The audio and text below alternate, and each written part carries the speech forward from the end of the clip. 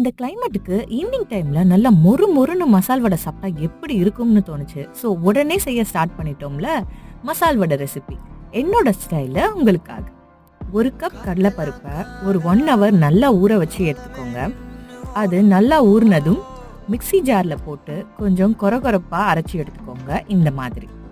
இப்போ இதுல கொஞ்சம் கருவேப்பிலை, ஒரு சின்ன பொடியா நறுக்கின பச்சை மிளகா, சின்ன துண்டு இஞ்சி துருவினது, 1 டீஸ்பூன் சோம்பு, ஒரு கைப்பிடி வெங்காயம், சால்ட் தேவையான அளவுக்கு ஆட் பண்ணி நல்லா பிசைஞ்சுக்கோங்க, தண்ணி ஊத்தாம. அப்புறம் உங்களுக்கு எந்த ஷேப்ல வடை வேணுமோ அதை தட்டி போட்டு ஆயில்ல பொரிச்சு எடுத்தா தடா அருமையான மசால் வடை டீக்கிற ஸ்டைல்ல.